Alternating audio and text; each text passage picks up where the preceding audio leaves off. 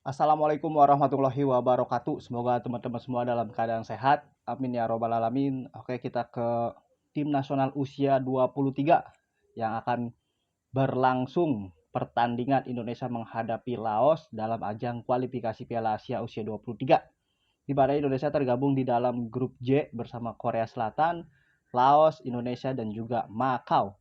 Di pertandingan pertama tadi bahwa Korea Selatan sudah menyelesaikan pertandingan pertama menghadapi Makau dan menang dengan skor 5-0 dan Indonesia akan menghadapi Laos. Pertandingan ini sangat penting karena sangat menentukan di tiap-tiap pertandingan karena hanya ada juara grup yang lolos dari total 11 grup dan diambil peringkat 2 terbaik itu hanya 4 negara saja atau 4 grup saja yang diambil.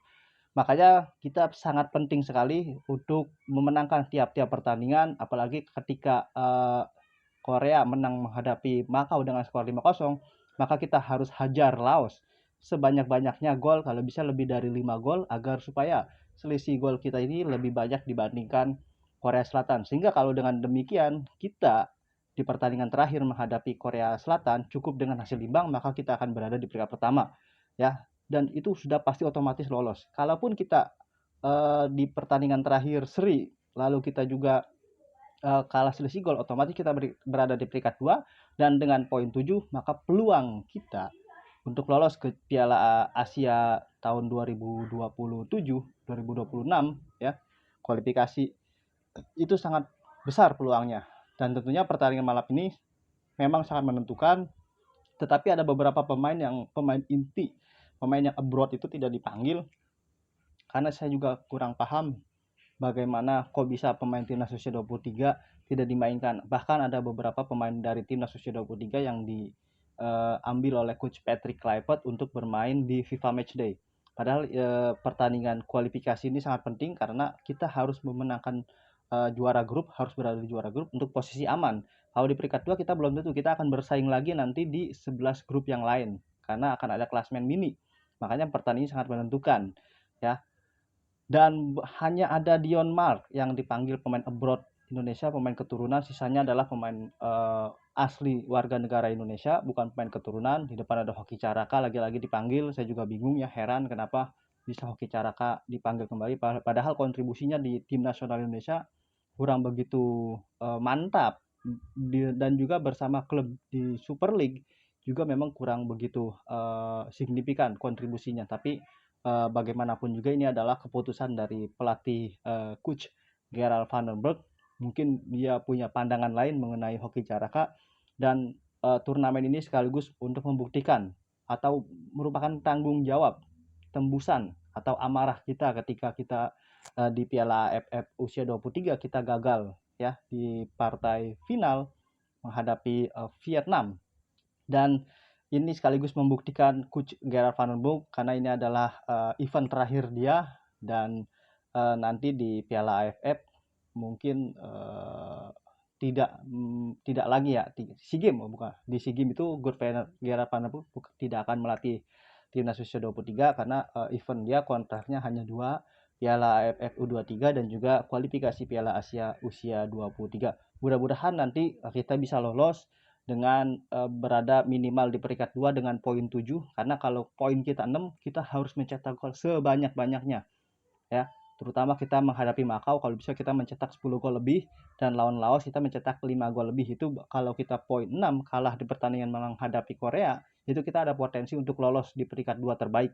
Tapi kalau misalkan kita mencetak golnya sedikit ya, apalagi berkaca kepada event sebelumnya timnas usia 23 sangat sulit untuk mencetak gol. Notabene kita mampu mencetak gol banyak ketika melawan Brunei.